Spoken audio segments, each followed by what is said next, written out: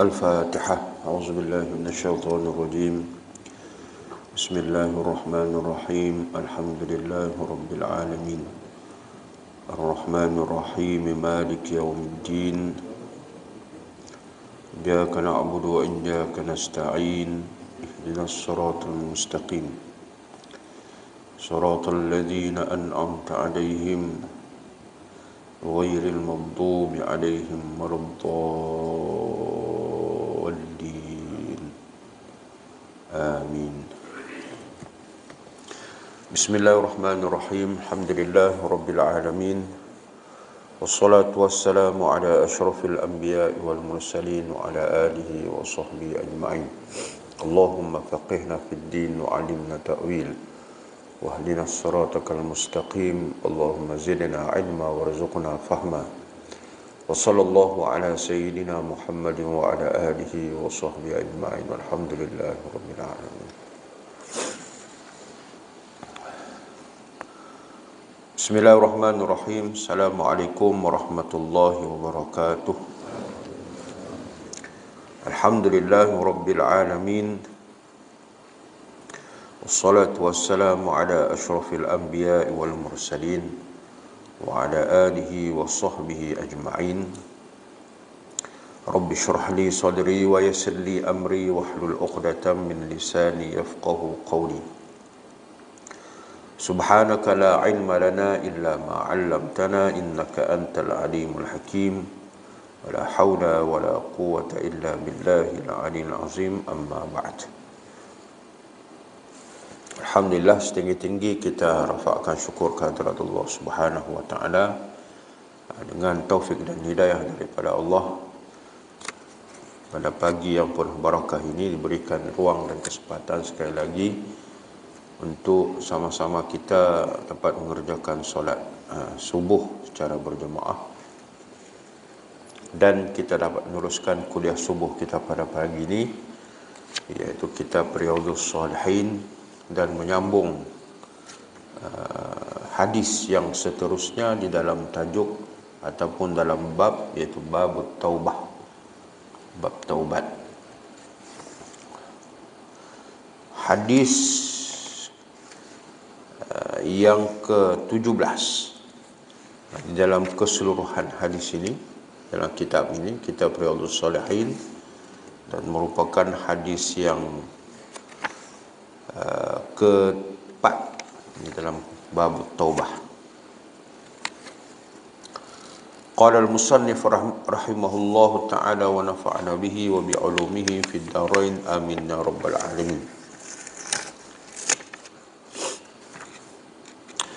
Wa an Abi Musa Abdillah bin Qais al-Ash'ari radhiyallahu anhu 'anil Nabi sallallahu alaihi wasallam qala inna Allah ta'ala yabsutu yadahu bil laili liyatuba musii'un nahar wa yabsutu yadahu bin nahari liyatuba musii'ul lail hatta tatlu'a asy-syamsu min maghribiha.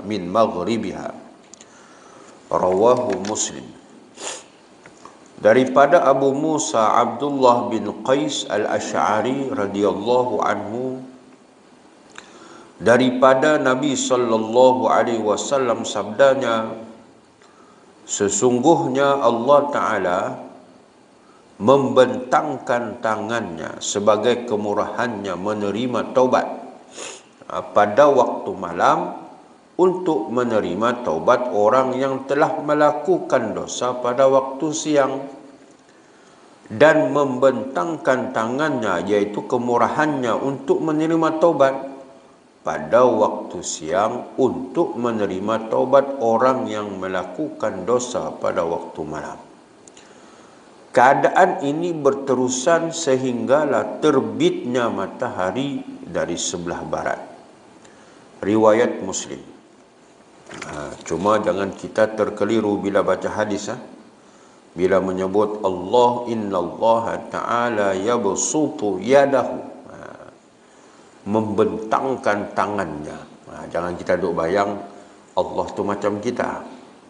Pada akidah Kalau kita membayangkan Allah itu macam kita, maknanya itu disebut sebagai mujassimah. Mujassimah. Maka rosak akidah dia, tak betul. Itulah tuan-tuan, kita kalau baca hadis, baca Quran, kadang-kadang kita tidak boleh melihat dari segi sudut literal, atau orang sebut daripada zahir, terjemahan ataupun maksudnya itu. Dalam Quran juga menyebut yadullahu fawqa aydihim, tangan Allah berada di atas tangan mereka. Kita tidak boleh duk bayang tangan Allah ada. Di sana ada mufassirin, ulama-ulama tafsir, muhaddisin, ulama-ulama hadis yang menterjemahkan ataupun membawa maksud yang disebut yadullahu fawqa aydihim, tangan Allah itu di atas tangan mereka, iaitu mau maksud kuasa. Maka Allah berkuasa kepada siapa-siapa, Allah berkuasa ke atas mereka. Begitulah juga mana ini Allah, innallaha ta'ala yabsutu yadahu, Allah itu membentangkan tangannya. Maknanya apa dia? Allah subhanahu wa ta'ala sebagai kemurahannya menerima taubat. Maknanya dia menerima taubat orang-orang yang meminta taubat. Jadi bagaimana Allah Ta'ala menyediakan ruang lingkup taubat yang sangat luas, sehingga Nabi sebut, kalaulah orang yang melakukan dosa pada waktu siang, maka pada waktu malam itu dibentangkan seluas-luasnya pintu taubat. Begitulah sebaliknya, orang yang melakukan dosa pada waktu malam, maka dibentangkan sangat luas pintu taubat itu pada waktu siang. Hatta pintu taubat ini sentiasa terbuka. Allah Ta'ala sentiasa menerima taubat kita, sehingga bila hatta tatlu'a syamsu min maghribiha, sehinggalah matahari itu terbit sebelah barat. Maknanya sehingga kiamat. Maknanya tanda-tanda kiamat terakhir ni bila matahari terbit sebelah barat. Sekarang matahari terbit sebelah timur. Ada juga heboh kan, nak dibilang di Indonesia ada kononnya terbitnya matahari itu sebelah barat. Bukan masalah matahari terbit sebelah barat, dia kalau segi sudut falaknya, maka memang kedudukan matahari itu terbit dan terbenamnya ada kalanya dia memuncak ke arah sebelah utara. Kalau timur begini, maknanya dia miring ke utara lagi. Sebab bumi kita ini bila dia berputar, dia bukan putar macam begini, tapi dia ada kecondongan dia. Peredaran tu ada kecondongan dia. Itu segi sudut falak lah.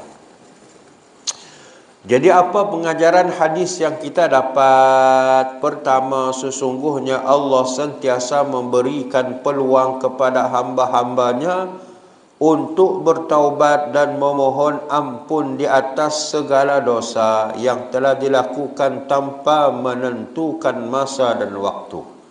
Maknanya bertaubatlah selagi mana kita ada ruang dan peluang. Jangan tunggu tua baru bertaubat. Kadang-kadang hari ini orang bilang, puas-puas dulu baru muda lagi bini, dia bilang. Time ni lah nak berseronok pun, time ni lah mau cuba semua, time ni lah kan, rata-ratanya begitu. Begitu juga kita tanya, datanglah ke masjid, solat berjemaah, dan duduklah dalam majlis ilmu. Relak kau bro, dia bilang. Nantilah tunggu aku pencen, dia bilang. Kan? Kalau orang kerja kerajaan, dia mau datang ke masjid, tunggu dia pencen. Mujur kalau boleh, sempat pencen. Kalau tidak sempat, kan? Kita pun macam tu juga. Kata bila bab-bab taubat ni tuan-tuan jangan ditangguh-tangguhkan. Takut tak sempat. Sebab ajal ini bukan Allah Ta'ala datangkan bagi tahu bila mati, tidak.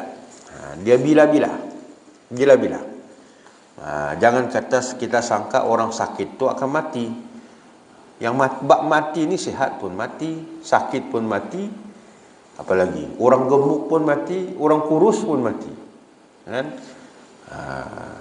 Semuanya akan mati. Kita duduk di mana? Di kedudukan dan jawatan apapun sekalipun kita akan mati. Itulah maknanya kematian itu datang secara tiba-tiba. Jadi pintu taubat itu masih terbuka. Allah bentangkan pintu taubat ini seluas-luasnya untuk kita. Jangan bertangguh-tangguh. Yang kedua, Islam menyuruh hambanya supaya segera bertaubat. Kesalahan yang dilakukan pada waktu siang hendaklah segera bertaubat pada waktu malam. Dan kesalahan yang dilakukan pada waktu malam hendaklah segera bertaubat pada waktu siang. Maknanya kena segera. Dia tak boleh tangguh-tangguh. Hatta kalau dilakukan pada waktu malam, kalau ketika itu kita sedar, terus bertaubat. Terus bertaubat. Bagaimana kita nak bertaubat? Kita telah sentuh pada minggu lepas. Kalau melibatkan taubatun nasuha, kita taubat nasuha ni kena menyesal apa yang kita lakukan. Kemudian apalagi syarat taubat yang disebut sebelum ni, hendaklah dia berhenti daripada perbuatan dosa itu, kemudian dia menyesal akan perbuatan maksiat itu, dan yang ketiga berazam, jangan buat lagi. Kalau buat dosa dengan orang, tambah itu lagi. Kalau dia ambil hak orang, dia kena kembalikan hak itu kepada orang itu. Ataupun ada bersangkut paut dengan orang lain, dia kena jumpa, minta maaf. Kalau dia maafkan, alhamdulillah. Kalau dia tak maafkan, tak selesai lagi sebenarnya. Tak selesai. Maknanya kesalahan kita itu taubat yang melibatkan dengan orang lain ni belum selesai. Itu macam mana Ustaz, sudah beberapa kali aku jumpa dia, ndak dia muanu, ndak dia minta maafkan. Cuba lagi. Antara dua lah, dia dulu mati atau kita mati dulu. Kan? Ketika itu kita sudah ada usaha, kurang-kurangnya ada usaha. Mudah-mudahan Allah Subhanahu wa taala terima. Yang ketiga, Allah tetap menerima taubat hambanya selagi matahari belum terbit dari sebelah barat, iaitu tanda terlalu hampirnya kiamat. Alhamdulillah tuan-tuan, maknanya taubat ini sentiasa dibuka. Mana pintu taubat ini sentiasa terbuka. Cuma kita sajalah mau ataupun tidak. Kadang-kadang berlaku pada kita, bila kita menganggap bahawa terbentangnya pintu taubat itu, kita rasakan bahawa bila-bila saja boleh bertaubat. Itu dia buat relax lah. Dia buat tenang, dia buat relax. Dia beranggapan bahawa kalau yang orang muda, dia kata muda lagi begini, gagah lagi begini, kan? Kalau dia beranggapan bahawa panjang lagi umurnya, kan? Panjang lagi umurnya, maka dia buat relax, kan? Dia buat dosa, dia buat maksiat apa semua, dia buat tenang-tenang saja. Dia rasakan dirinya itu panjang lagi umurnya. Dia rasa pada hakikatnya bila-bila sahaja Allah Ta'ala nak tarik nyawa dia. Jadi segera bertaubat. Jangan tangguh-tangguh. Jangan tangguh-tangguh. Apatah lagi hari ini, kita melihat, ialah zaman kita ni disebut sebagai langit terbuka. Memang pun langit itu sentiasa terbuka. Dia dah buat tutup kan. Melainkan kalau duduk dalam rumah lah, hendaklah nampak langit sebab dah atap. Tapi istilah langit terbuka ini segala-galanya terbuka. Kita ada media sosial, kita ada segala-galanya. Berlaku maksiat tu tuan-tuan kadang-kadang tak perlu keluar rumah pun, cukup dalam rumah. Dengan adanya media sosial ini, orang boleh buat maksiat. Tidak payah dia keluar rumah. Kalau dulu dia tengah kena keluar rumah, kena pergi cari pot dia, tempat dia. Tapi sekarang ni tidak, dalam rumah pun berlaku. Hari ini ramai orang di Facebook jual barang saja pun, jual produk bah, kan? Tapi dia punya gaya iklan tu, dahsyat. Hatta sampai yalah, macam kalau orang perempuan, hilang maruah perempuan. Nak melakukan, nak supaya produk dia itu dia laku. Artinya berlaku. Jadi kita melihat bukan setakat itu. Kalau istilah sekarang ni, ramai pula follower dia. Kan? Ramai pengikutnya. Bila para asatizah, para pendakwah ni tegur, siaplah kena kecam. Yang kecam siapa dah? Ni pengikut dia ni, pop kecam. Ini berlaku zaman kita. Jadi tuan-tuan, Facebook ni kita yakin semua orang ada. Dan Facebook ni juga kita akan tinggalkan masa kita mati. Siapa yang ada Facebook, contohnya lah, kalau berlakunya kematian, kita akan tengokkan biasalah, bukan orang bilang giliran kita lagi. Bila ada kematian, di Facebook tu akan diwar-warkan, duka cita dimaklumkan, si fulan bin si fulan telah kembali ke rahmatullah, siap dengan doa lagi. Yang mahalnya nama tu di tag lagi tu, kan? Jadi biru, kan? Bila jadi biru tu, rata-ratanya orang akan tekan, betul tak? Orang akan tekan, siapa dia ni? Kalau kita kenal, kenapa? Tapi kalau orang tak kenal, dia akan tekan. Dia tekan, pop, maka keluar profil dia. Kita boleh nampak apa kita kongsi, apa kita share, apa kita tulis, apa kita, segala-galanya akan nampak. Dan di sana orang boleh nampak siapa dia. Kalau dia kongsikan benda-benda yang baik, mudah-mudahan kebaikan yang ditulis itu kita boleh nampak, orang ni jenis begini, orang ni begini. Dan kebaikannya itu, kalau kebaikan ada pahala di sisi Allah, menjadi amal jariah kepada dia. Tapi bayangkan kalau orang klik, tuan-tuan, orang klik, keluar profil dia, macam-macam. Dikongsi benda maksiat, ditulis perkara yang maksiat, dan itu juga disebut sebagai orang terus baca, orang ikut, orang ambil apa daripada itu, dia jadi dosa jariah pula. Jenuh kita tanggung. Siapa nak padam Facebook kita? Kita pun, orang bilang waris pun nak tahu apa dia punya password. Ni tuan-tuan kalau boleh kasih tahu bini kita lah masing-masing, kasih tahu password awal-awal. Agak-agak kalau tidak yakin apa yang kita kongsikan dalam Facebook tu baik atau tidak, bagi tahu pesan awal pada bini, kalau aku mati tolong padam. Tapi kalau benda yang baik jangan padam lah, kan? Jangan padam. Jadi tuan-tuan, begitulah hakikatnya. Sama ada kita meninggalkan suatu perkara itu kebaikan yang boleh mendatangkan pahala itu mengalir kepada kita bila kita mati, ataupun sebaliknya.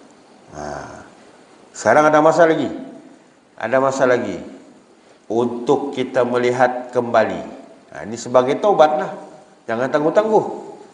Kalau ada perkara yang kita share, perkara yang kita kongsi dalam Facebook yang tak baik. Ada masa lagi nak padam ni? Ada masa lagi? Ada ruang lagi? Jadi pakar-pakar cek, takut-takut nanti mati besok, susah tidak?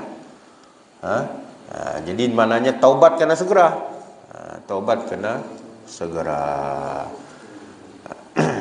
Alhamdulillah, selesai hadis yang pertama pada pagi ini. Hadis yang kedua, wa an Abi Hurairah radhiyallahu anhu qala qala Rasulullah sallallahu alaihi wasallam man taba qabla an tatlu'a asy-syamsu min maghribiha taballahu alaihi. Rawahu Muslim. Daripada Abu Hurairah radhiyallahu anhu katanya bahawa Rasulullah sallallahu alaihi wasallam bersabda, sesiapa yang bertaubat sebelum matahari terbit dari sebelah barat, yaitu tanda hari kiamat, maka Allah menerima taubat dan mengampuninya. Riwayat Muslim. Pengajaran hadis yang pertama, Allah menerima taubat hambanya semata-mata kerana limpah kurniaan selama taubat itu memenuhi syarat-syaratnya. Di antara syaratnya ialah taubat itu dilakukan sebelum matahari terbit dari sebelah barat. Allah Ta'ala berfirman dalam suratul An'am, Yauma ya'ti ba'du ayati rabbika la yanfa'u nafsan imanuha lam takun amanat min qablu aw kasabat fi imaniha khaira. Yang bermaksud pada hari yang akan datang sebahagian tanda-tanda kekuasaan Tuhanmu, maka tatkala itu keimanan tidak memberikan manfaat kepada sesuatu jiwa jika sebelumnya dia tidak beriman atau melakukan amal kebaikan dan imannya. Ini maknanya pintu taubat itu akan tertutup bila mana matahari berada terbit di sebelah barat. Tutup. Tapi kita janganlah tunggu-tunggu pula. Bila matahari terbit sebelah barat, tidak payah ditunggu. Tidak tahu kita sempat ke tidak. Manakah itu tanda kiamat. Jangan kita sibuk mencari tanda ini sampai kita lupa bahawasanya mati juga itu kiamat untuk kita. Istilahnya bila nyawa sudah berada di kerongkong, maksudnya dalam keadaan nazak. Kenapa orang sebut nyawa itu berada di kerongkong? Tuan-tuan pernah tengok ke orang nazak? Mungkin kita ada pengalaman masing-masing. Bila orang dalam keadaan nazak, nyawa dia sudah sini. Dia pun bunyi kan. Kita pun masing-masing ada pengalaman lah tengok orang nazak ni. Ketika itu tuan-tuan, dia apa yang kita kena buat? Masa itulah kita kena bisikkan dia dengan kalimah thayyibah, la ilaha illallah. Tapi sebenarnya pun jangan tunggu itu. Sebelum itu lagi sudah kena ajar kalimah itu. Itu bila ada waris kita apa-apa pun tuan-tuan, yang istilah dia sakit tiada harapan, kita berusaha untuk mendapatkan penawar dia, itu satu hal. Tapi tuan-tuan, para waris ketika itu kena berusaha juga macam mana dia kembali ke rahmatullah dalam keadaan dia boleh mengucap la ilaha illallah. Kita tolong. Allah izinkan itu satu hal, tapi usaha kita. Hatta dia bapa kita ke, mak kita ke, adik-beradik kita ke, masa tu kita bantu dia. Begitu juga kalau contohnya ada ahli keluarga kita sakit.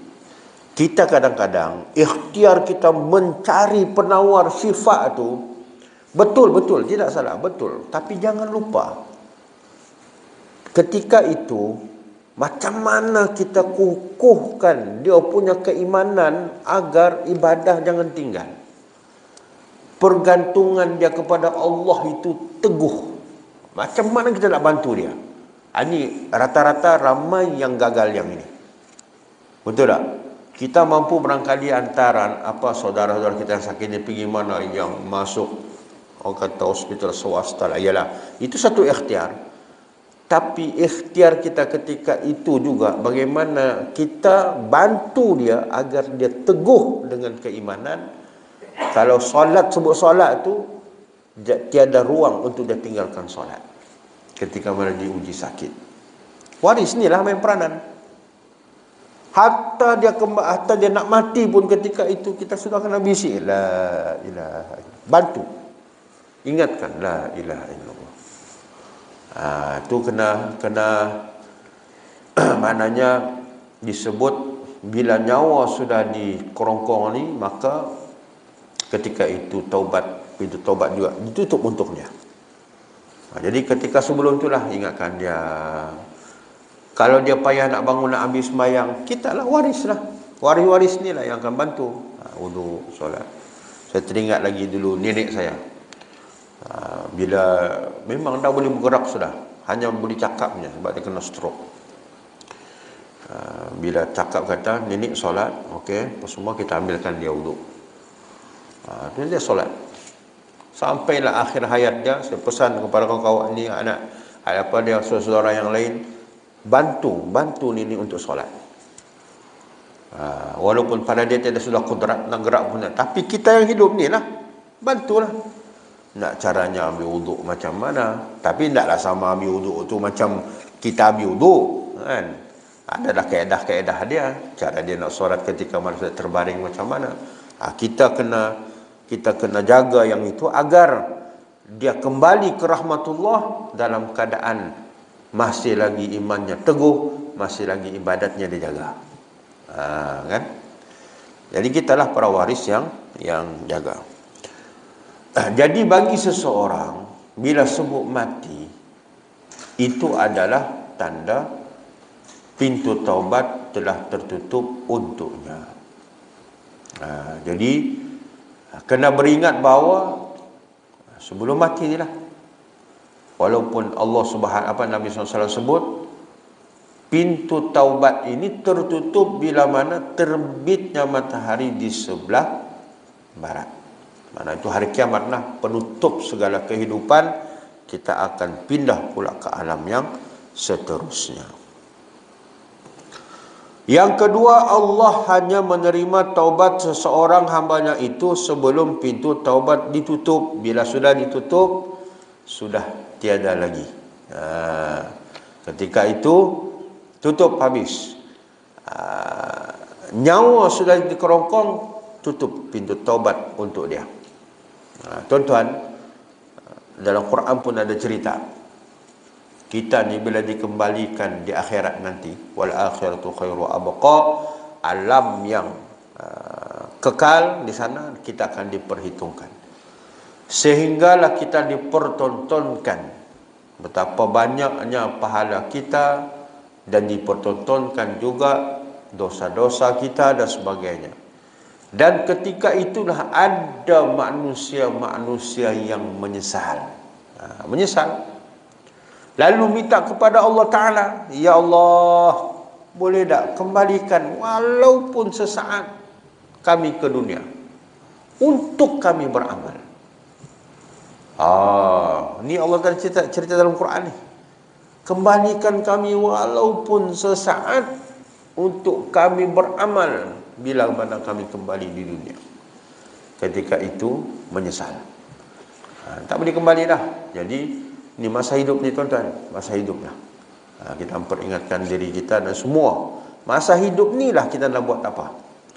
Nak buat pahala banyak, masa hidup ni lah. Nak meletakkan saham akhirat kita agar kita menerima pahala di akhirat nanti, masa hidup ni lah. Kita punya amal soleh, kalau kita ada harta tuan-tuan, harta kita bagaimana boleh membantu kita di akhirat nanti. Lupa saya nak beritahu. Saya nak beritahu minggu lepas, saya terlupa. Alhamdulillah tuan-tuan, kompleks Madrasah Darul Hadis Sabah di Pasir Putih telah siap sepenuhnya. Anak-anak kita baru ni 1 hari bulan 11 sudah masuk. tuan-tuan punya wakaf telah pun dimanfaatkan ketika ini. Ada masa jemput datang, tapi pandemik pas sekarang ni kan. Nanti dululah. Tapi ada masa tuan-tuan boleh tengok. Tuan-tuan punya wakaf sekarang tengah dimanfaatkan. Siap. Alhamdulillah. Kalau tuan-tuan tengok pun kita memang buat ala-ala moden lah. Kan? Anak-anak kita yang belajar di sana bukan duduk atas kapet, tapi kita kasih special sikit. Flooring bah. Kan? Flooring tuan-tuan. Aircon, semua aircon. Masya Allah. Boleh tengoklah dalam Facebook Madrasah Darul Hadis Sabah, boleh tengok situlah. Dan terkini kita sudah membeli tanah ini untuk kompleks di Pasir Putih itu untuk lelaki, dan sekarang kita buat untuk kompleks perempuan pula. Ramadan baru ni kita telah beli tanah, dan itu juga barangkali wakaf tuan-tuan yang telah beli tanah tu. Kita beli tanah lebih kurang dalam 700.000 Ramadan baru ni selesai di Kampung Sepanggil. Keluasan 0.27 lah lebih kurang 700.000 bos.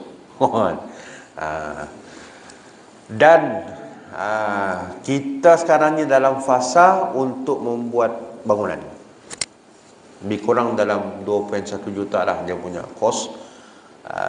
Kemarin kita sudah jalankan proses clearkan tempat dan buat kajian tanah. Apa nama tu? SI test kan. Gitu kan. Soil apa tu? Dia itu kan.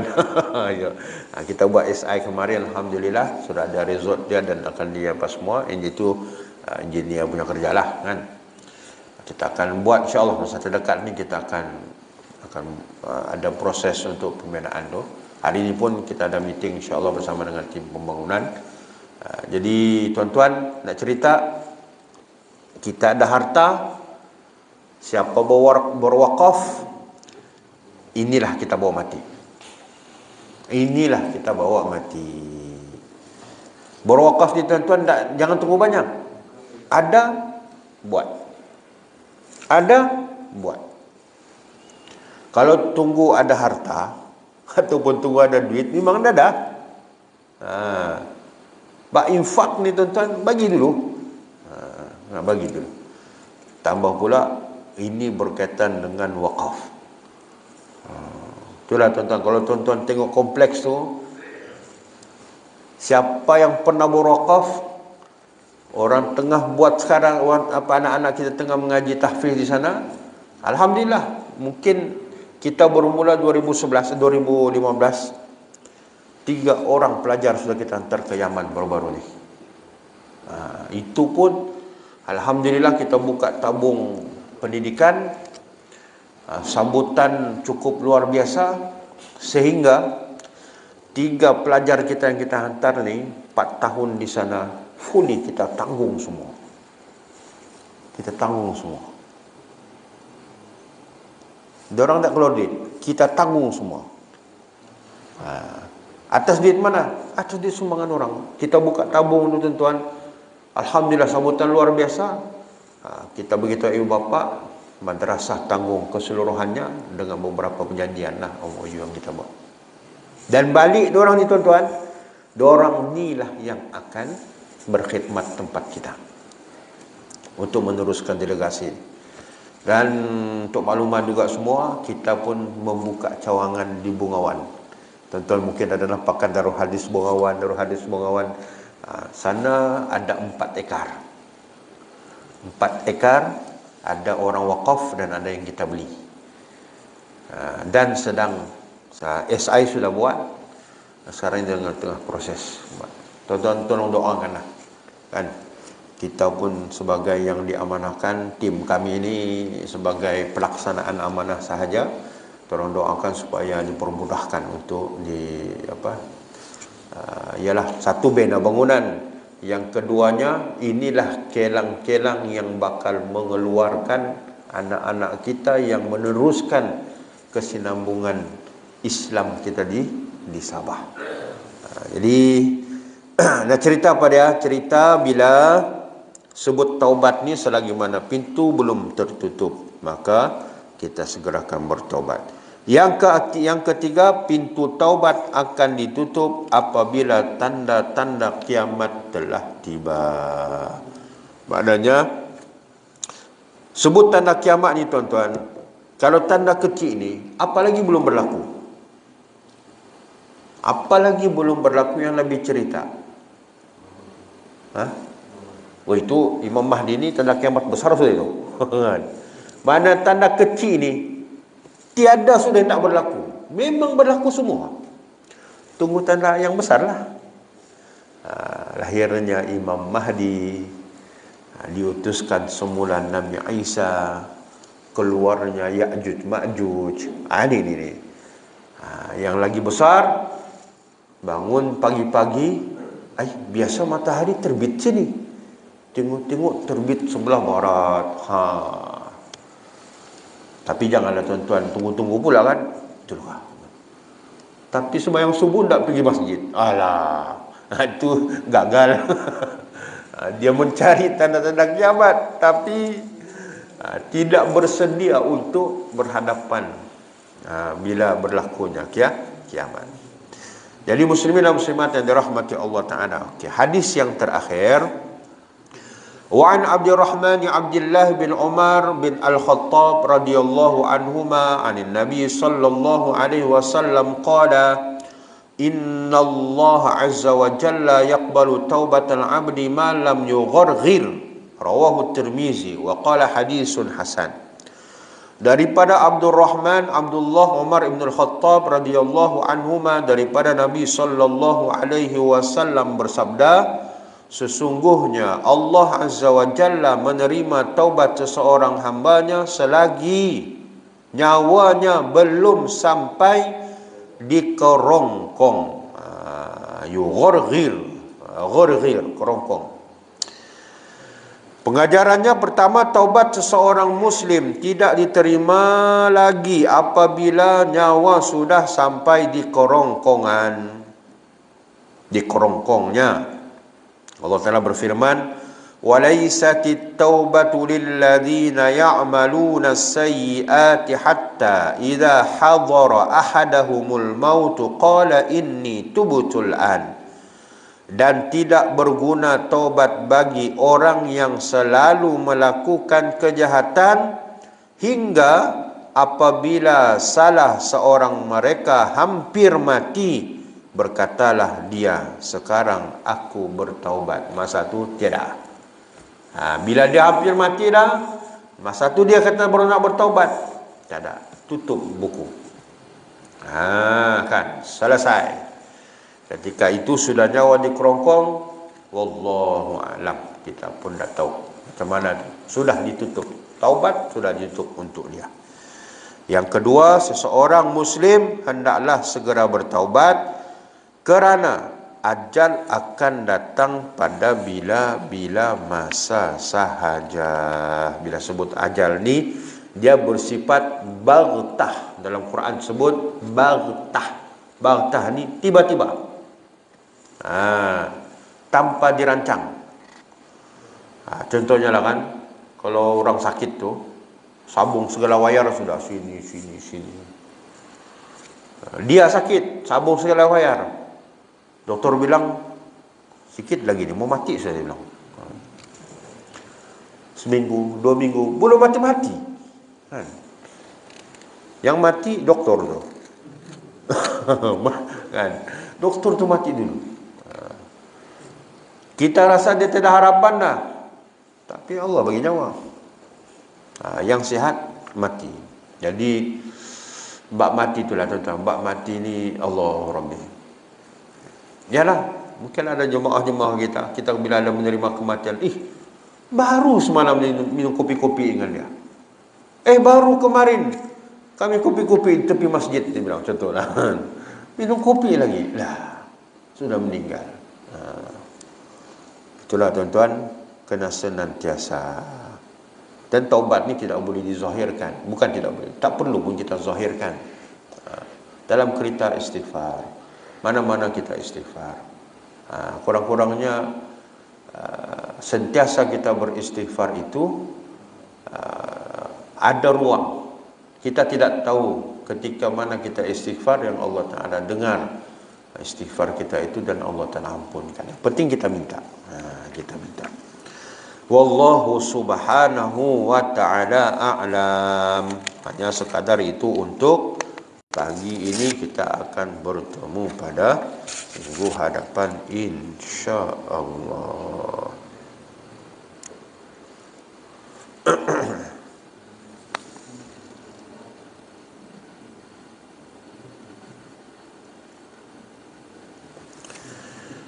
Ada soalan? Ya.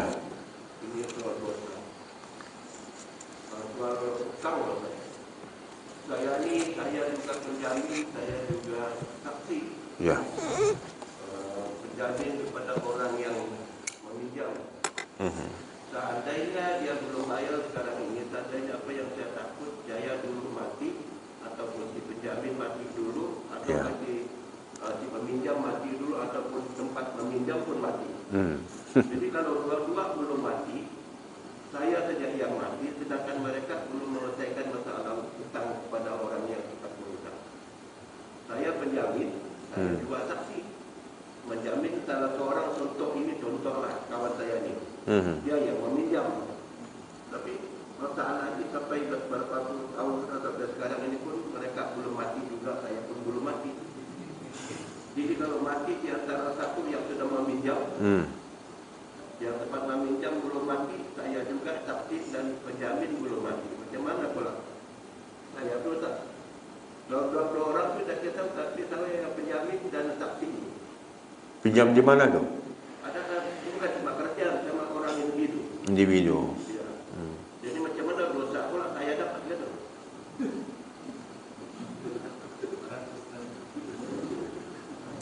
Dia yang nyatanya itu kan hutang itu kepada dua pihak lah. Adapun saksi penjamin itu hanya sebagai penguat lah. Orang bilang jaminan.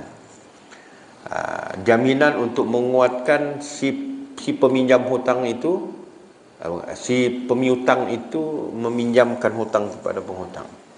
Okey. Situasi sekarang ni tadi secara apa? Hutang secara individu kan.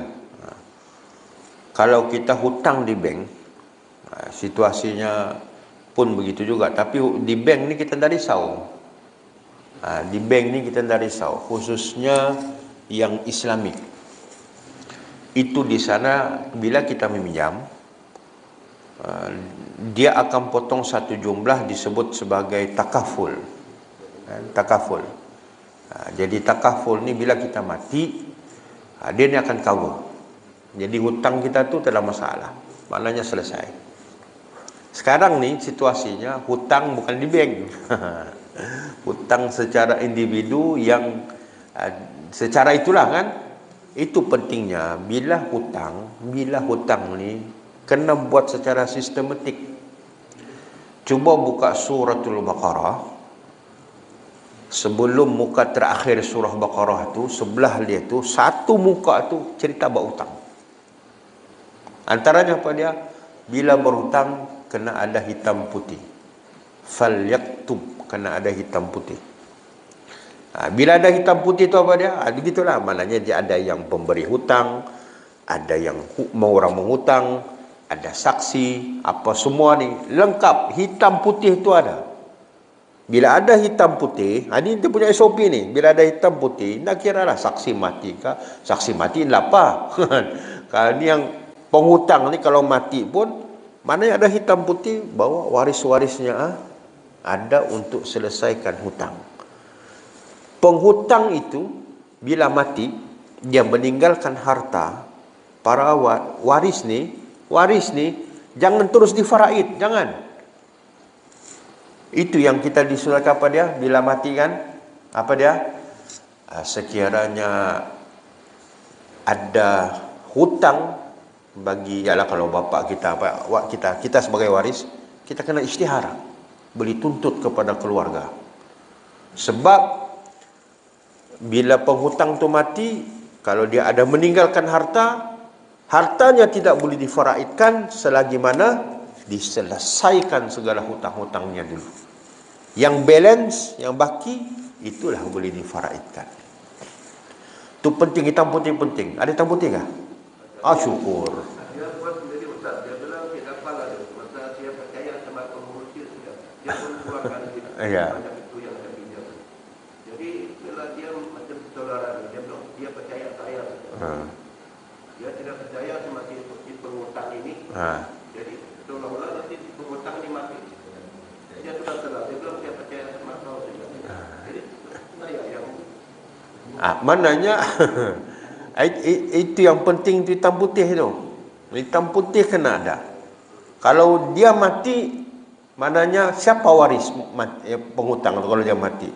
Yang tanggung bukan kita, tapi dia yang akan selesaikan hutang itu. Tapi kalau dia bilang aku percaya sama kau je ni, aku baik kau dia sama kau ni, seolah kita pula pinjam. Itu kena jelas tu. Kalau kita menerima hutang itu atas kepercayaan kepada kita, maka kita itu kena clear, hitam putih itu kena clear. Yalah pada hakikatnya pun yang penghutang tu menghutang kan.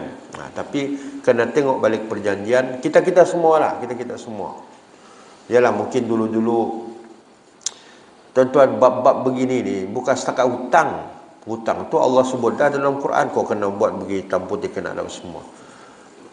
Termasuk juga wakaf. Kena ada hitam putih.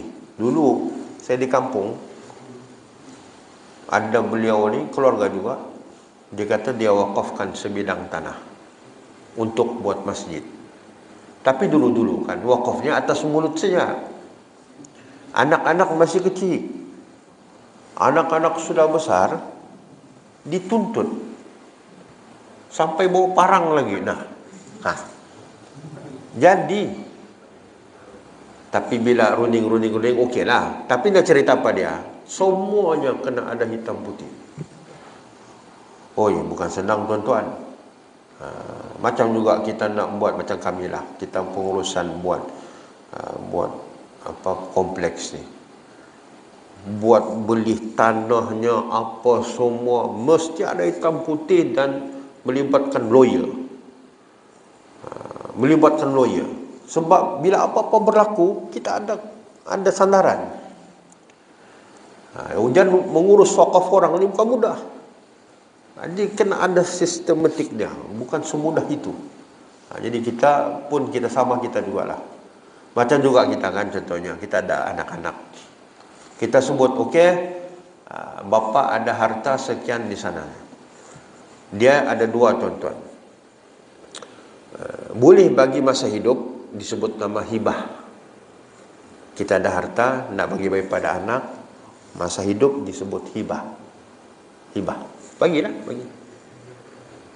Bila kita mati tak ada masalah sudah, sebab sudah dibagi-bagikan. Tapi bila kita sudah mati, contohnya lah bapa dia meninggalkan wasiat, ada sebidang tanah pecah 7, sebab ada 7 orang adik-beradik. Dan ada lot-lotnya. Itu sudah wasiat. Maka bila bapa dia mati, terlaksana wasiat itu. Bagilah. Kalau contohnya wasiat pun tak ditinggalkan, harta si bapa banyak, dia mati, maka ketika itu difaraidkan. Tapi sebelum tuan-tuan, faraid sebenarnya jalan akhir bah. Contohnya dia ada adik-beradik 7 orang. Harta bapa dia ni ada lebih kurang ada 700.000. Contoh kan. 7 orang. Jadi seorang tu 100.000. Kan? Pembagiannya begitu. Ikut kita bagilah bagi. 7 orang adik-beradik ni setuju, tiada bantahan, dapat yang faraid. Go on. Tapi kalau ada satu dah puas hati, aku puas hati, dia bilang, aku abang tua bah. Faraid. Faraid. Tu harta ni tuan-tuan kalau main-main, kalau dia ada harta dapatlah kan. Tapi kalau yang berharta ni baik buat awal-awal. Urus secara hibah, secara wasiat, urus awal-awal. Nanti supaya anak-anak yang kita tinggalkan itu tidak kelang kabut, susah. Gitu. Wallahu a'lam. Sampai ke situ pula kan tanya aja utang tadi tu kan. Harap-harap okeylah. Nanti kalau dia ada dokumen tu kasih dokumen dia. Selagi masih hidup ni Ustaz. Selagi saya yang menyelesaikan orang lah. Ya, betul. Selagi hidup ni. Saya pergi tempat di penghutang ini, saya ini saksi dan penjamin, kau tolong jelaskan. Sebelum saya mati. Ya. Jadi dia buat kita kasih itu dia Ustaz. Kalau boleh ada hitam putih lah. Hitam putih. Dia tulis semua nama pertama saya ni. Penjamin dan Okeylah itu. Ada hitam putih okeylah. Mananya kita tu sebagai saksi dan penjamin ada hitam putih untuk orang yang memberi hutang tu dia bagi kepada penghutang. Dan penghutang menerima sejumlah wang yang dia hutang itu disaksikan oleh kita. Ada hitam putih clear. Nanti kalau kita mati ke abang, benda sudah ada hitam putih dan waris boleh rujuk. Tapi hitam putih itu istilah dia hitam putih yang betul-betul rasmi kan. Cop apa? Ada cop ke apa kan? Kalau kita sekarang ni apa? Cop apa? Cop Pesuruhjaya tu kan? Penjurusan sumpah tu. Kurang-kurangnya begitulah. Wallahu alam. Hanya sekadar itu saja. InsyaAllah kita akan bertemu pada minggu depan. Ya, ada lagi. Boleh jelas.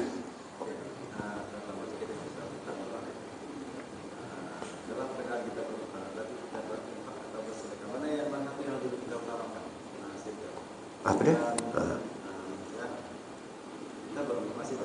Okey.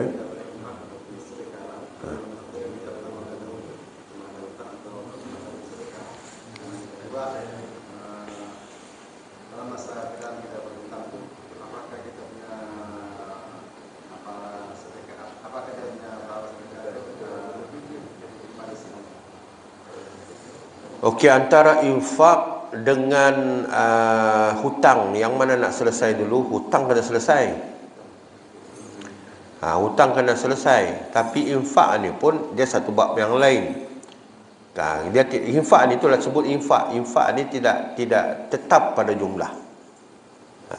Kita selesaikan hutang sila, mungkin ada kadar-kadarnya apa semua kan. Tapi kita berinfak pun tidak banyak sikit. RM1, RM2. Yang penting ada amal kita. Adapun hutang tu selesailah. Kita kena segerakan selesai. Yang kedua tadi berkaitan dengan soal apa dia? Soal pahala.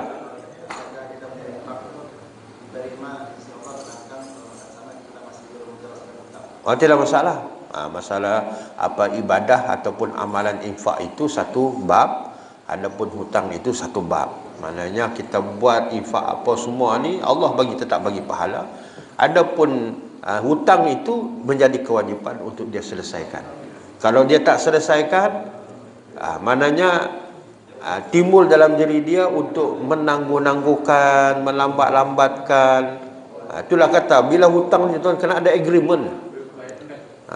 Bulanan kau kena bayar berapa, begitu. Tapi kalau kau maintain, boleh bayar apa semua, infak pun boleh kau buat apa semua. Mana pengurusan tu.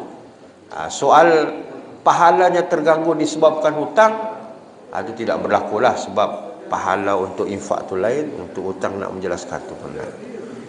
Ada satu lagi bab hutang ni tuan-tuan ni. Mungkin sukar untuk orang buat tapi besar pahalanya. Apa dia? Bila si penghutang itu melepaskan orang daripada berhutang. Oi, pahala besar tuan-tuan. Dialah kalau barangkali 100 halal lah insya-Allah. Kalau 1000 barangkali boleh halal. Tapi kalau 100.000 kan? Lagi besar pahala dia. Tapi nak buat itu wallahu a'lam lah kan. Tidak semudah itu kan. Tapi orang yang melepaskan hutang memang orang yang memang pahalanya besar. Wallahu a'lam. A'udzubillahi minasyaitonirrajim. Bismillahirrahmanirrahim. Alhamdulillahirabbil alamin. Wassalatu wassalamu ala asyrafil anbiya'i wal mursalin wa ala alihi washabbihi ajma'in. Allahumma ja'alna jam'ana hadha jam'an marhuma wa tafarruqana min ba'di tafarruqan ma'suma. Wa sallallahu ala sayyidina Muhammadin wa ala alihi washabbihi ajma'in. Walhamdulillahirabbil alamin. Tertangguhkan dengan bacaan tasbih kafarah dan suratul Asr. Subhanakallahumma bihamdika asyhadu an la ilaha illa anta astaghfiruka wa atubu ilaik. Bismillahirrahmanirrahim. Wal 'asri innal insana lafi khusr. Alladzina amanu wa 'amilus solihati wa tawasaw bil haqqi wa tawasaw bis sabr. Assalamualaikum warahmatullahi wabarakatuh.